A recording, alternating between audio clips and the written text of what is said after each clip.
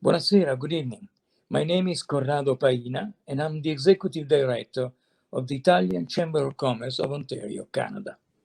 Tonight we are at the second episode of Friuli Venezia Giulia, a fantastic, beautiful region in the northeast of Italy. One of the well-known secret of Italy is about these places like Friuli Venezia Giulia.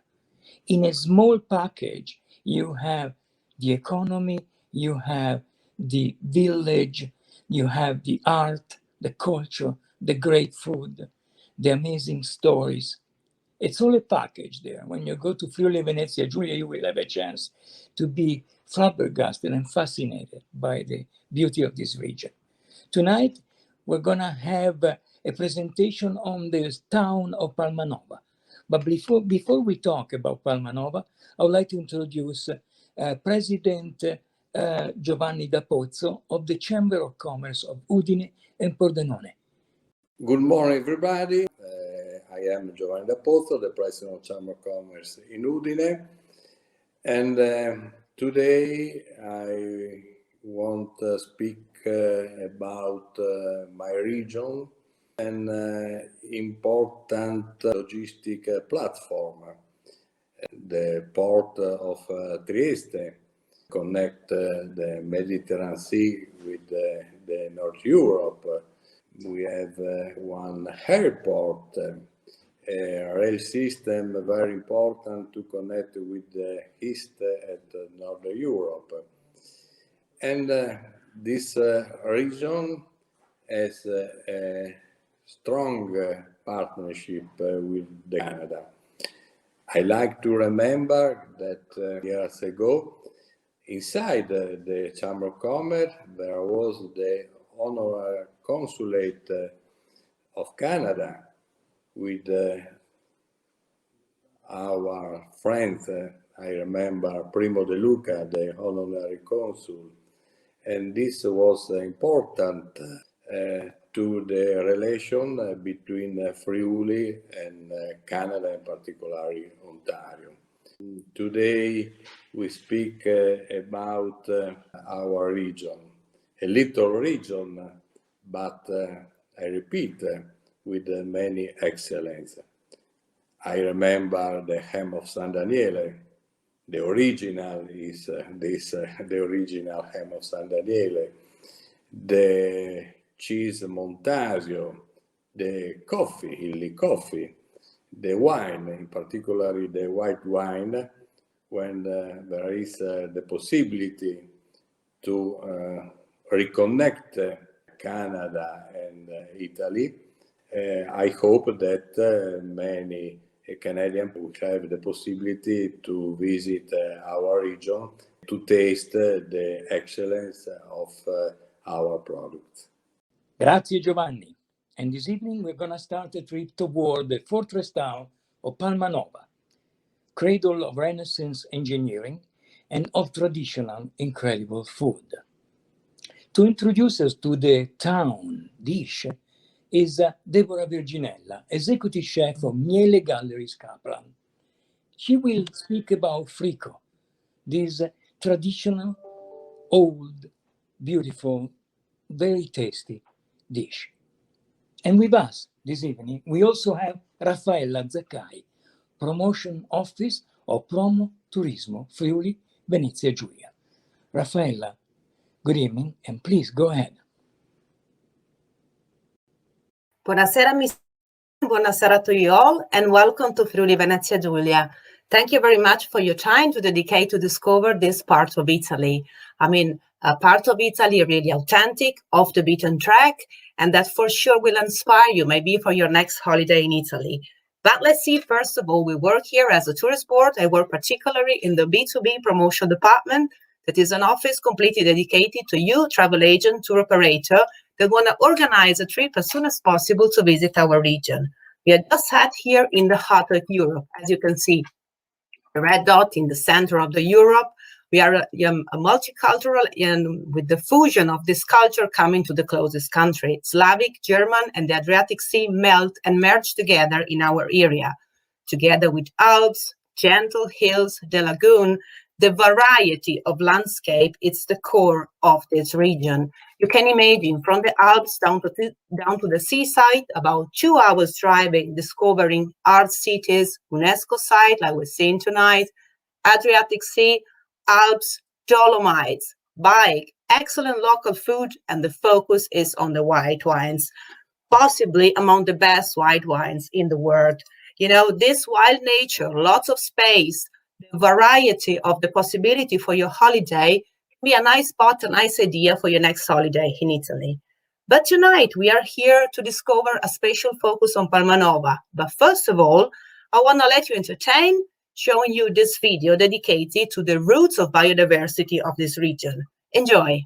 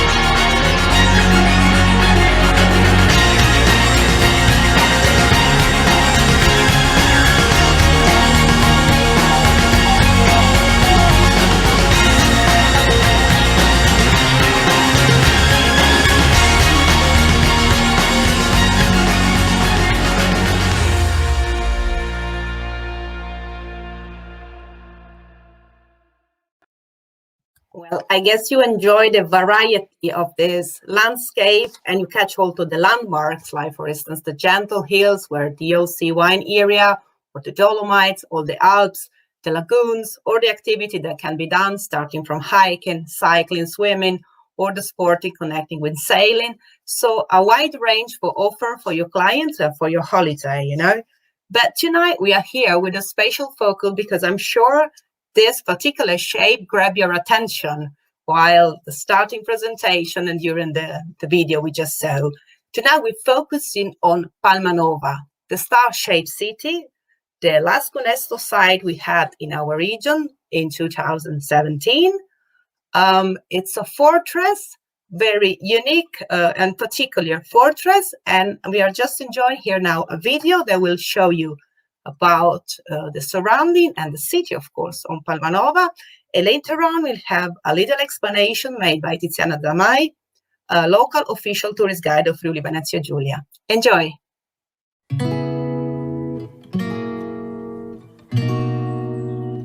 Penso che viaggiare e restare curiosi verso il mondo sia un modo per scoprire se stessi e conoscersi meglio.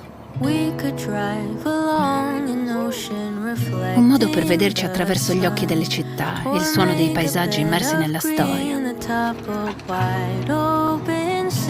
Quando siamo partite lo abbiamo deciso quasi in preda a un istinto, spinte dal desiderio di conoscere quanto più possibile. Ci siamo messe sulla giusta strada per farlo. Abbiamo lasciato sul comodino le nostre sicurezze, accanto alla sveglia, e messo nello zaino un po' di fiducia in noi stesse, accanto ai calzini.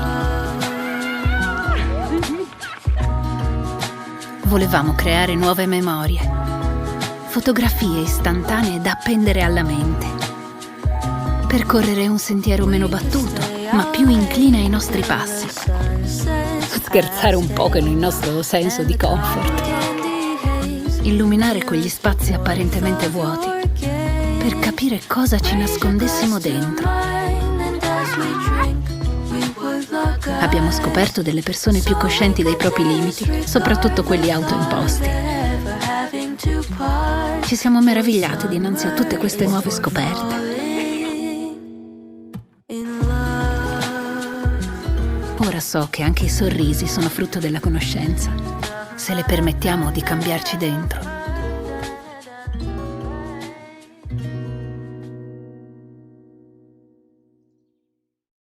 Hello everyone and welcome. My name is Tiziana and I am a tour guide in Friuli Venezia Giulia, this wonderful region. Today we are in Palmanova, the star-shaped fortress town. Now I'm gonna show you some pictures and tell you some interesting facts about Palmanova. Palmanova is one of the best preserved examples of late Renaissance military architecture. It is an example of Venetian defense works built between 16th and 17th century. According to a legend, a group of military engineers was sent from Venice to Friuli to find the right place to build a new fortress. During a day of heavy rain, the group found shelter in a small chapel, where a spider web fell from the ceiling and landed perfectly flat on the floor. That shape inspired the group on the shape of the fortress they had to build. Someone say that behind the first projects of Palmanova there was Leonardo Da Vinci, although the master at the time was employed in Milan. Anyway, Leonardo probably visited the place. CNN Travel included Palmanova in an article about European star cities, marvels of Renaissance architecture. The town presents a perfectly geometrical structure. The fortress was built in the shape of a 9-pointed star, with 3 monumental gates, 18 radial streets, 6 of which converging towards the central square that is in the shape of a hexagon. Everything points to the number 3, that is the number that represents the perfection associated with the Holy Trinity. In fact, Palmanova was founded on October the 7th, 1593, on the 22nd anniversary of the Battle of Lepanto, in which Venice, on the Christian side, defeated the Turkish Empire. Palma means palm tree, and the palm tree symbolizes the victory of Christianity. Later it was called Palma Nova, that is the new Palma intended as the new fortress. Palmanova was built by the Republic of Venice to protect the eastern borders from Turkish raids and from the attacks of the Austrian Empire. The coat of arms of Palmanova depicts a lion under a palm tree. The lion represents the Republic of Venice that can rest because it is protected by the fortress of Palmanova. The center of the town is Piazza Grande, a large square that was used as a field of Mars where the troops exercised. You can enjoy the Italian atmosphere drinking coffee or drinking a glass of your favorite wine in one of the cafes on this beautiful piazza. And to admire the perfectly preserved defensive system, enjoying the beautiful view of surroundings and of the Alps, you can walk the perimeter of the town. There are not only many easy walking paths, there are also bike, riding horse, Nordic walking trails.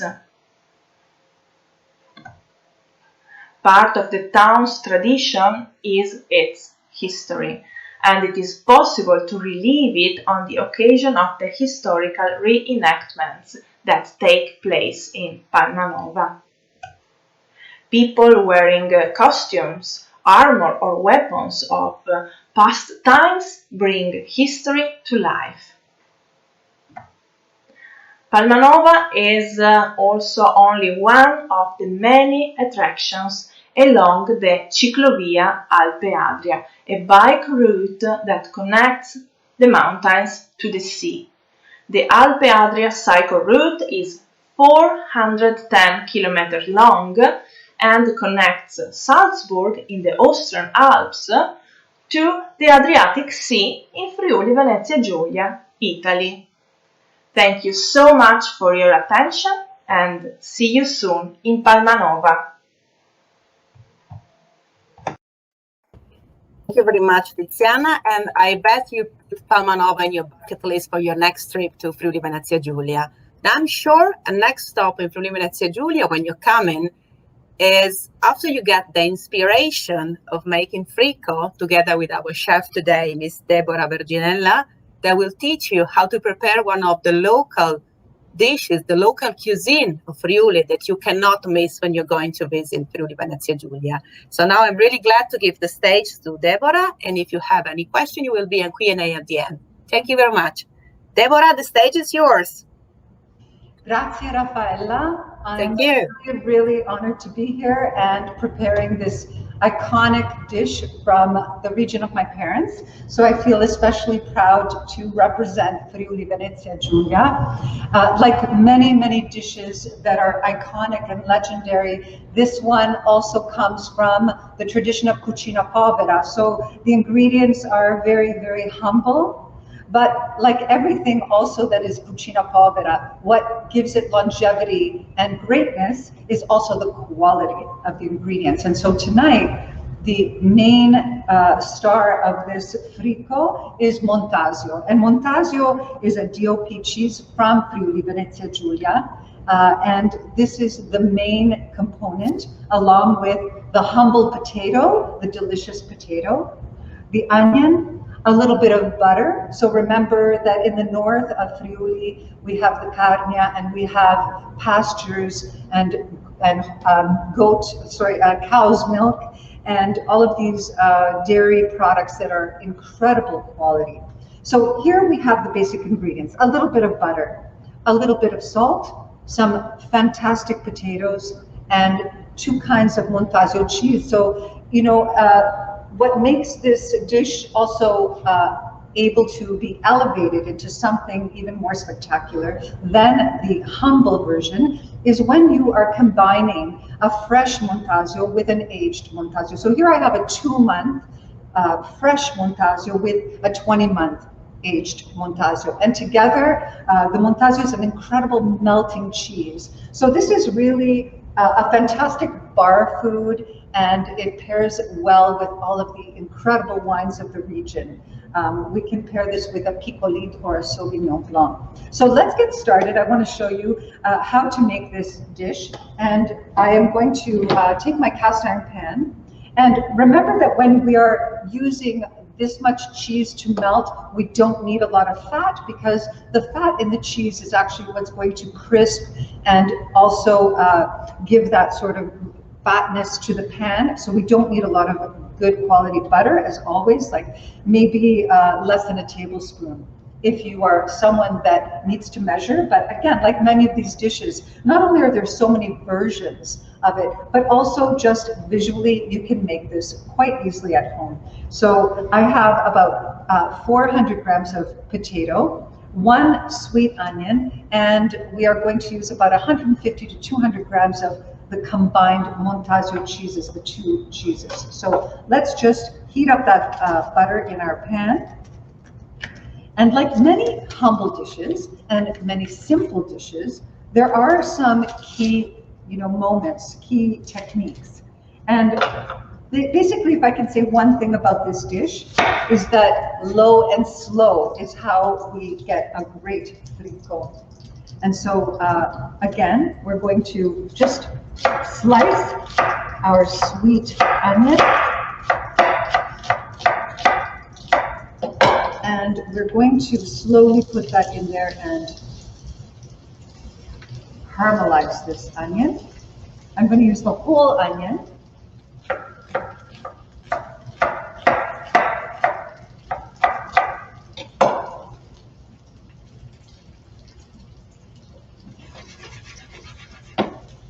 And we're just going to let that saute very slowly. We're going to let the onion sort of sweat and then release all of its sugar. And while that's happening, we can start to get the potato ready.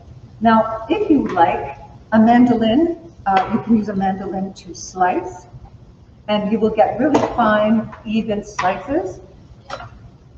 And alternately, you can also use a knife. Now, I looked at so many recipes, and there are so many variations, probably as many as there are cooks that make it. And you can actually blanch the potato first. You can cut it in cubes.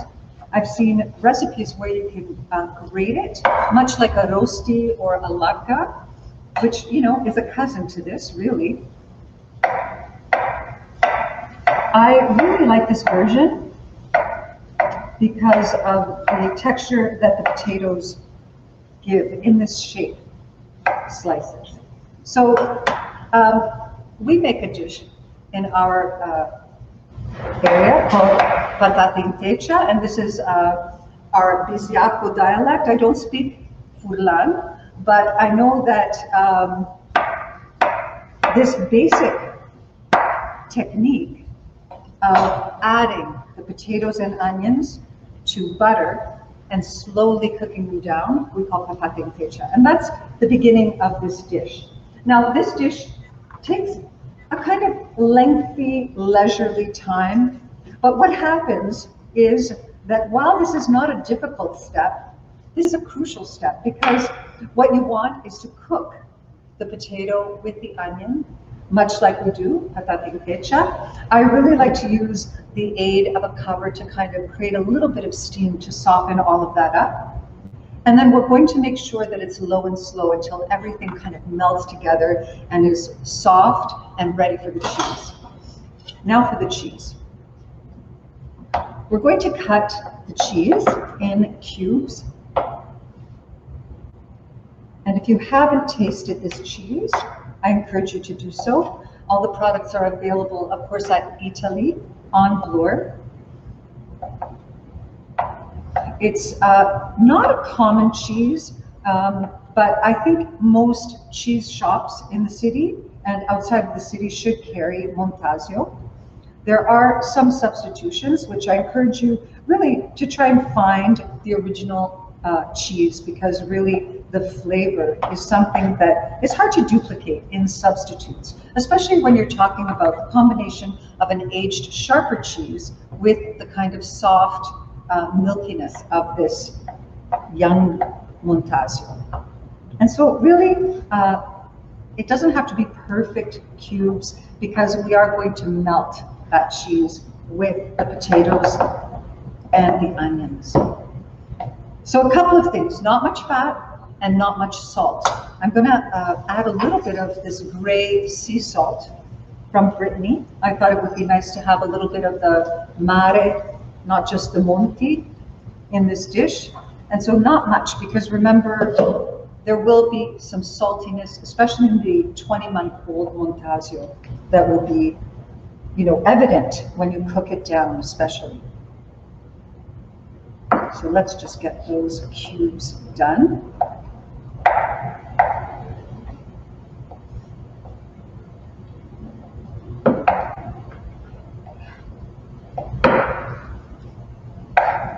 And so we have about 150, 200 grams, more or less, of the cheese ready to go.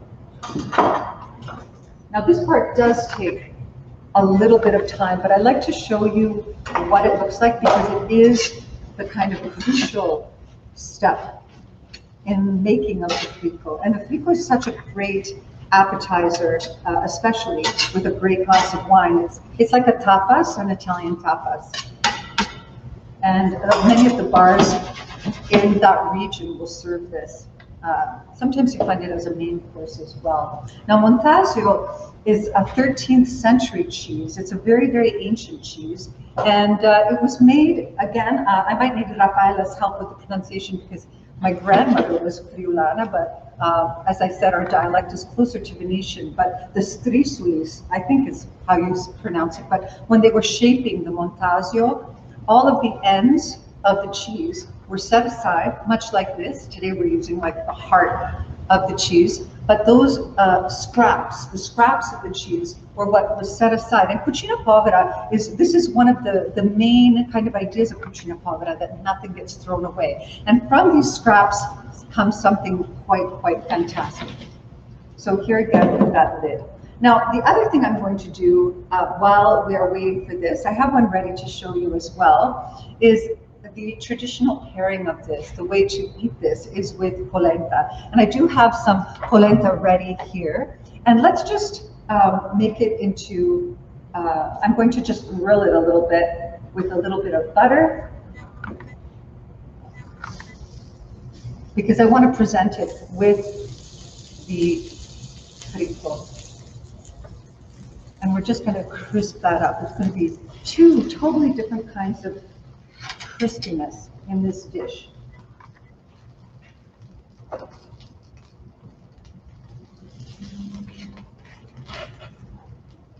And if anyone, I don't know if you want to have questions now or if you want to wait till later, but again, because this dish is a really kind of slow dish, and what you want to do at this point,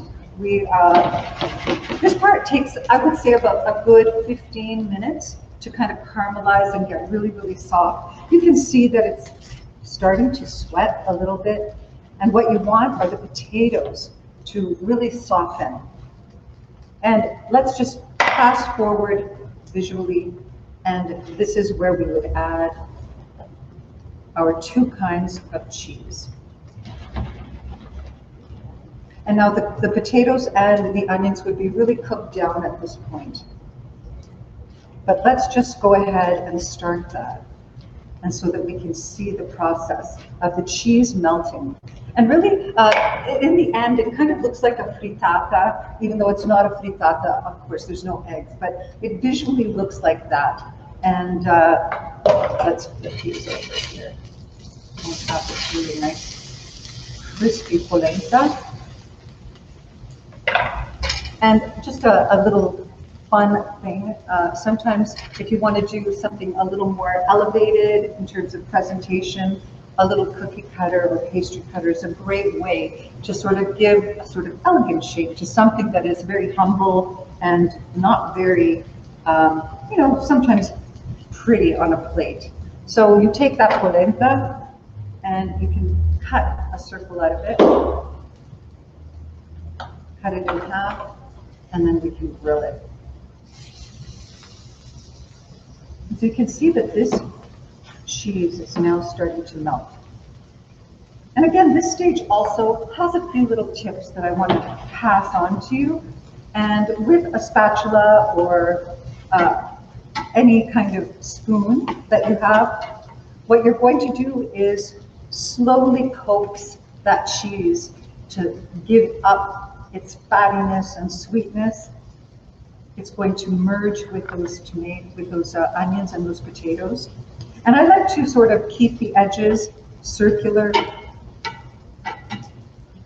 and until that crust forms on that very bottom of that, and then we're going to flip it. So let's just have a look now at the finished one. I want to just finish it here, again, just because it takes all of that slow, lovely time. And that's why I like not to steam the potatoes or blanch the potatoes first. I really like that sort of slow releasing of those starches from the potatoes with the onions. And they become a kind of beautiful, beautiful, uniform mass.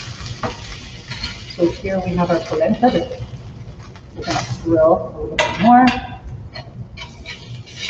Just get ready to plate everything up. And so this is what I mean. I have, made this one and just coaxing those edges. And one thing I find that if you're going to make this for the first time, even though I love to use cast iron, using a non-stick pan is actually a great way to start, because it's not a difficult dish to make, but it can be a little tricky, and cast iron can stick. So my advice is, if you're going to make it for the first time, try to use a really good non-stick pan. So let's just get that nice and crispy so we can flip it, and I can show you that end result. And then we'll present it. And we do need a great glass of wine to go with this, especially like a nice crisp wine that cuts through the fattiness of the cheese and the potatoes and the polenta.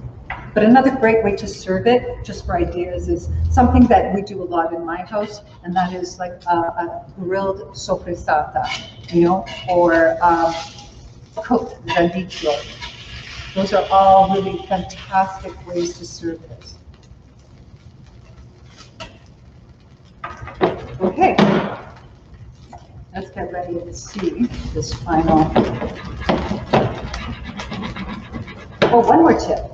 When I am turning it, I really like to use the lid as well. When you're using the non-stick, you can flip it up, which I'm not going to do on camera. Of course, as soon as the camera probably gets turned off, I would be really successful at it. So let's just turn that here and see our people. Turn that off. And here we have this beautiful, crispy pancake, really. It's like a potato, cheese, onion pancake. Now let's do a nice presentation. Of course, serving it on a board with polenta and a great bottle of wine and some salame, prosciutto San Daniele would be fantastic. Let's just give you a little bit of an idea of how to. And this is the way I loved eating polenta when I was a kid. Nice and crispy on the top.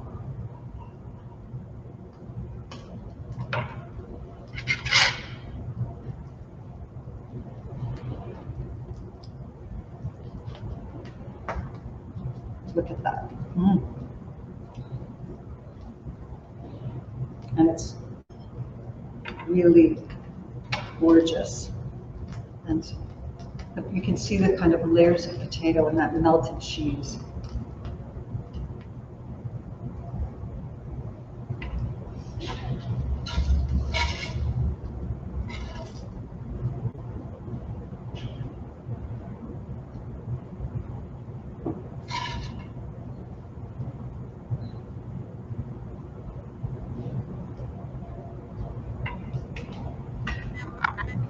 And let's just add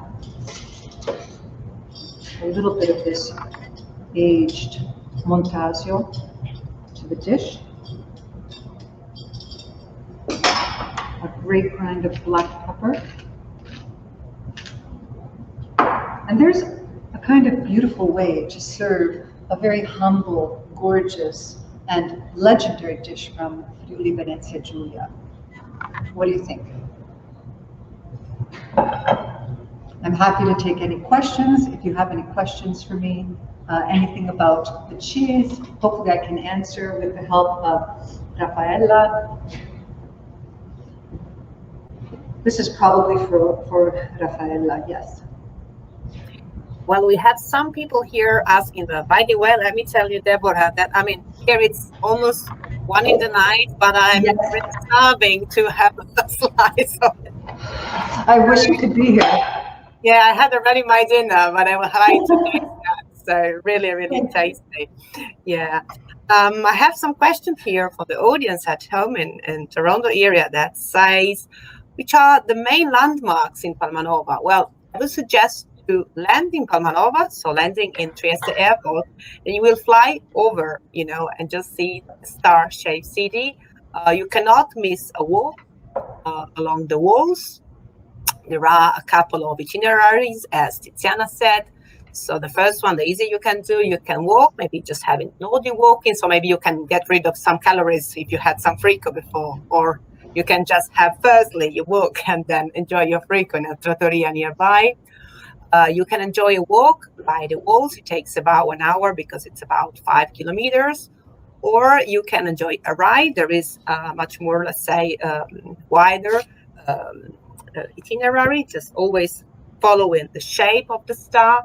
It's about 20 kilometers. You can ride it by bicycle, or there is also the possibility, to ride by horse. So it's really, you know, sports-friendly destination, but also really charming because recently the tunnels of some part of the fortress are available for visits. So you can also make your exploration in order to get the most of your time in Palmanova. And at the end, I would say to stop in the main piazza, in Piazza Grande, sipping a capo in B, like you used to do in Trieste, or for instance, just sipping a glass of white wine, starting from the local grapes, like can be a Friulano, for instance, or a Ribolla Gialla, the autochthon, grapes of the area, or why not the red wine, like Schioppettino. There are always local wines from Colli Orientali, but not that far from Palmanova, about 10 minutes driving. There is a special distillery who won the best distillery in the world last year, that is Nonino Grappa. So you are in the surrounding, let's say, in the region, every half an hour, you can enjoy different landscape experiences for food and wine. I have another question here from the audience that asking, how long does it take me to discover Friuli Venezia Giulia? I mean, you can start from 1 week and whenever you come, whenever you want. I mean, the variety of landscape and the short distances as you are used, for instance, in Toronto, you just move 3 blocks in half an hour. Here in half an hour, you can change completely your landscape. If you are, for instance, based in Udine, you wake up in the morning. Udine is in the city center the center of the region. In just 45 minutes driving in the north, you're going to reach the Julian Alps. If you drive to the south, you're going to reach the Adriatic Sea. So it's a big, plenty of possibilities. Visiting UNESCO site, like we see tonight, Palmanova, Aquileia. By the way, both are on the Alpe Adria cycling path. So if you're an active person, you can maybe decide to, enjoy this riding, discovering the first part by the Julian Alps. So the first stage is on a former railway track. So you're surrounded by this pristine nature, wild nature of the Julian Alps, and then coming down to the gentle hills in the area, of the Colli Orientali, and then finish by Grado. So just a variety of possibility for you. Bike and hiking activities, you can write to me, you can write to the tourist board. I will send you my details, and depends your final client or tour operator. And all our info points located on all the territory will support you if you come directly for all the possibility to book this. The reenactment, there are, let's say, every month there is something to be visited and done in Palmanova. Of course, you can rent bicycle nearby. But I guess an experience you can do in the area is just, enjoy the variety you can have.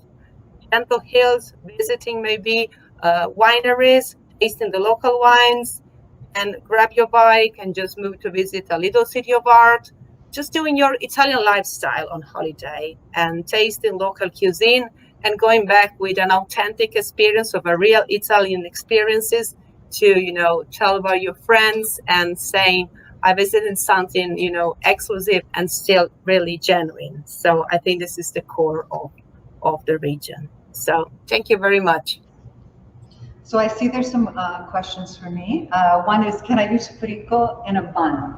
Well, I would say yes. If we were going to pair it with polenta, which is a starch, I would say that frico would be pretty amazing in some really great fresh bread. I would probably pair it with something a little crunchy, like an arugula, with some really good olive oil, and it would be amazing, I think. If you think about things like even in Sicily where you have chickpea fritters in a sandwich, I think any kind of, you know, potato and cheese on a bun would be fantastic.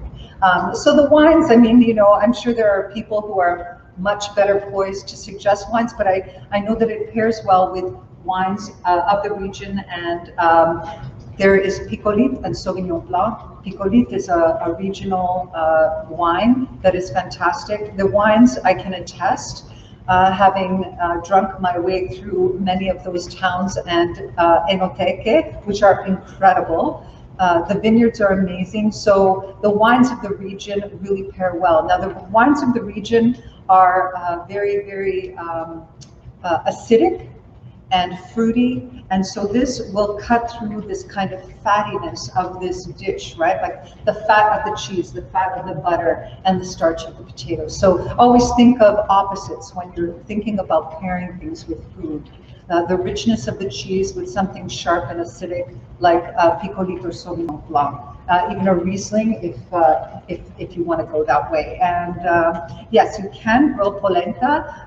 Polenta in our region is a harder consistency. So you can see that I made this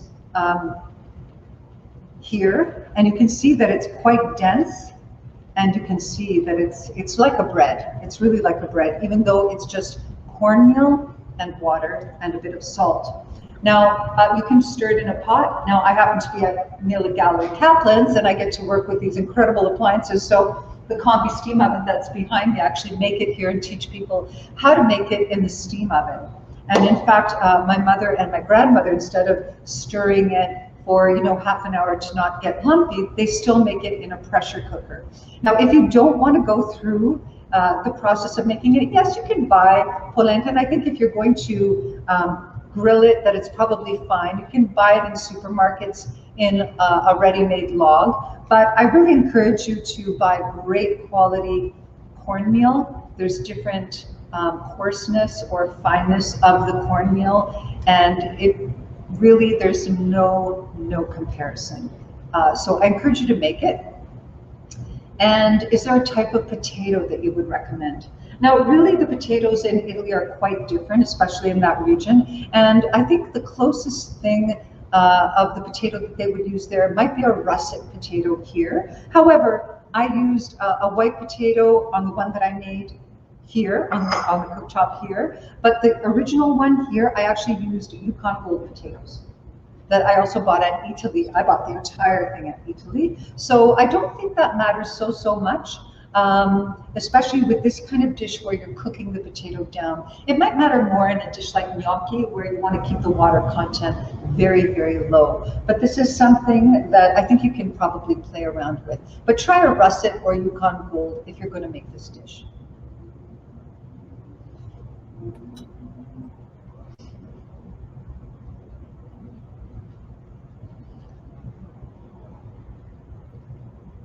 Let's see if there are. Okay, so sorry, there are more questions I didn't see. How long do you cook the potato and onion before adding the cheese? So as I said, this is a really lengthy process, not a difficult process, and I've kept this one going a little bit. But I think what you want to see before you add the cheese is a kind of softening of the potatoes and this kind of translucent quality to the onions. They're going to get very, very soft. They're going to lose all of their whiteness and give up all of their sugar. So I would say a good 15 to 20 minutes of medium heat Make sure that you don't burn the potato. You don't want any of that. And yeah, and sorry, could you just raise the chat, Andrea, if you can, just because I can't see all of the other questions. Oh, okay, so the other question I think I can kind of see is what other cheeses may be used? So that's a great question, because as I said, Montasio is not as diffused as I wish it would be. It's such an incredible cheese. Try to look for it if you can in your supermarkets. If you can't find it, I suspect that our Friulano, which is a cheese that's omnipresent, made by a lot of local cheesemakers, is a kind of fresh Montasio. I think that's probably the inspiration for Friulano cheese, is this fresh Montasio. So that might be a good start. Any kind of flavorful cheese like Emmental, you can use a combination of those. Think about higher fat cheeses that can melt really, really well. So I think those are the kind of choices that you could do very well with if you can't find Montasio. And there are some here asking from the audience, any festival in Friuli Venezia Giulia, such as Carnevale or special festival? Well, I would say if you're going to our Alps and Dolomites area, in the area of Sappada and the area of Sauris, the tradition of Carnival is still really, really felt, really authentic and strong. There are lots of local artisans. They still do handmade all the masks for the Carnival. There are, really authentic and old traditional festival and evenings dedicated to keep the tradition of the Carnival. They're still really, really, really felt, keeping the tradition and transmitted by family to family. So the roller, for instance, in Sauris is this figure that represents the Carnival, and it's really, a unique experience. You're going to visit it into the booths with little lambs. So a really charming and an experience I'm sure you will keep as a very, very unique. And other festival, I would say food festival, like for instance Aria di Festa in San Daniele to celebrate prosciutto di San Daniele. This year it won't be held, because of this situation, but it's a really a festival to enjoy it. Or for instance, Friuli Doc, dedicated to all the food and wine from Friuli Venezia Giulia, that is held generally in mid of September. And another festival that is felt all over the territories for people keen on seaside and sailing, that is the Barcolana, that is the biggest regatta in the world, that is held in Trieste on the second weekend of October. So there are every week, normally speaking, events that can grab your attention, starting from the most local ones to the most international. So every time of the year, it's a good time to come here and visit us. I'm glad you mentioned the Barcolana. That's a must when I'm in Friuli Venezia Giulia, just because in our area, in our family too, there are so many sailors. So that is like, absolutely, we have to be at the Barcolana. It's a festival, not only, I guess, for people really keen on sailing, but also a festival for the town. So absolutely. And in fact, don't even think about driving there. Try to find another way to get there, because so I have a question. Can you review the tips for the first flip of the Frico? Absolutely. So I am keeping this going, even though the potatoes and the onions were not exactly at the point. And I just want to quickly show you that now that the cheese is starting to melt, I just am slowly flattening it into a pancake and then just forming those sides to come in. And we're going to keep it sort of from sticking at the bottom. And then you can kind of have a little peek and then see when that first crust is starting to form on the bottom. And then what I do, especially if it's cast iron, you do want to use a lid because it's too heavy to lift. But if you're using something like this and you want to try and flip it, go ahead. It's easier to kind of shake loose and then flip over. Otherwise, once that crust, that beautiful first golden crust has started to form on one side, then what I do you simply use that, slide it back in, and then the other side of the frico will crust. And there I just want to show you the consistency on the inside. So what I like about this recipe is that you do get these kind of very thin slices of potato, as opposed to the mashed potato, which becomes kind of more of a uniform pancake. But I really like biting into it and having different chunks of potato and cheese alternating with each bite. So I hope that helps you figure out the steps and some good hints on how to make this incredible dish. Thank you for such an interesting presentation about Palmanova and this simple but rich recipe of Frico Friulano. Please find the ingredients available at Eataly shop online. You can find the link in the chat. After 60 years, yes, this is the anniversary of Eco Canada, 60th anniversary. Eco Canada is always committed to promoting members, and Italy is one of our proud members. And speaking about membership, I urge you, really, if you enjoy this event and the others that throughout the year we organize, please become a member. Please try to get involved with our organization. We'd love to have you with us. Finally, I would like to thank Richard Bressan, Ilaria Venoso, Mary Chirico, and all the other people of the office that are involved, and they work tirelessly for this event. Every time that you see an event of the Chamber, please never forget that there's a team of people extremely committed to the public and extremely committed to the relationship between Italy and Canada. At the end, I would like to thank also Giovanni Da Pozzo, the president of the Chamber of Commerce of Udine and Pordenone, and all the people that have been involved on the other side of the ocean. Eco Canada remains available for further information and details. Thank you for joining us tonight. See you again next time with the town of Cividale and another great local dish. Thank you and have a good night.